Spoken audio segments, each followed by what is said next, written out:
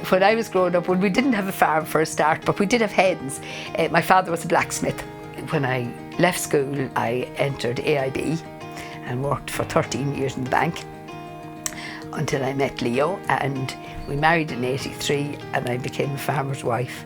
Oh, right back in 1987, Leo read an ad on the Anglo-Celt one evening where a local packer was looking for small free-range egg producers, and he had this wonderful idea that we would get hens. The first 150 hens we were supplying to somebody else initially. We started to supply maybe in early January, and by the end of January the market had changed wherever those eggs were going. So the packer actually asked Leo, could we sell some eggs locally? And that gave us the idea to start selling our own eggs.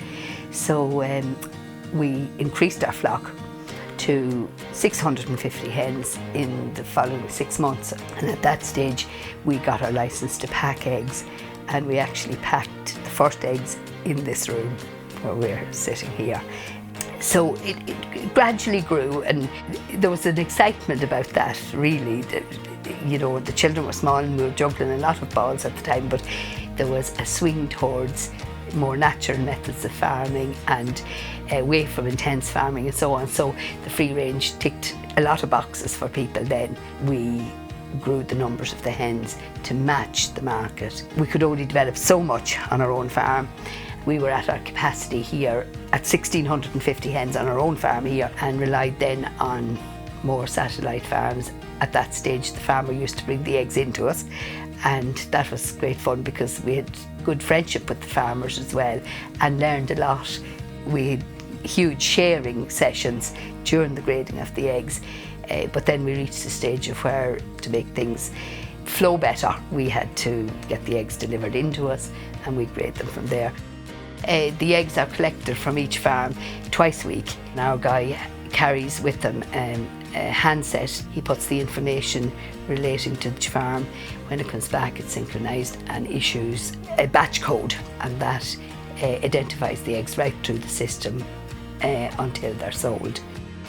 The eggs come in the back door and they are brought to the loading part of the grader, where they're manually loaded tray by tray.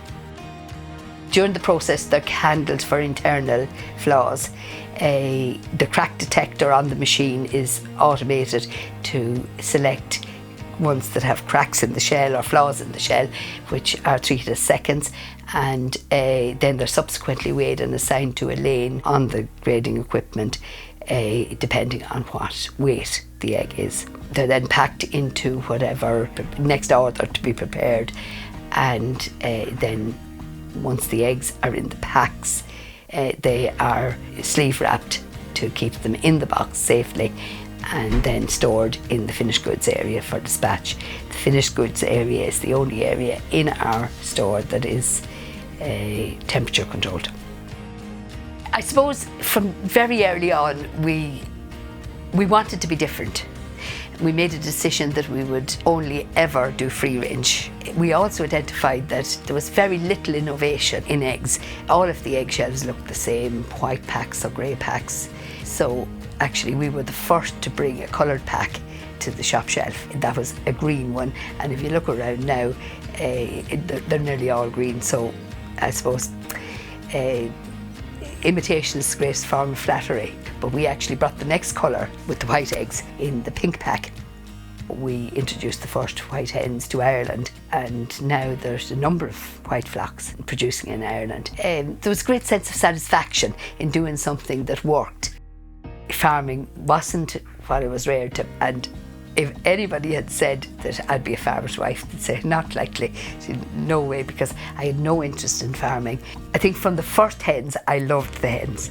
We could never, ever, ever have imagined that we would be making our living off it. We would be supporting so many other farms in the adjoining counties with our little business. That's now 150,000 hens. Like, that would have been beyond our imagining then.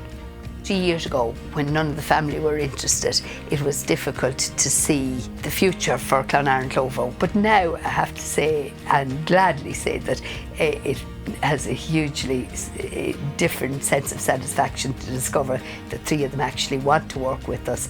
And I like the thoughts that, yes, Clonard Clovo can outlive Leo and Margaret Farley, the next generation.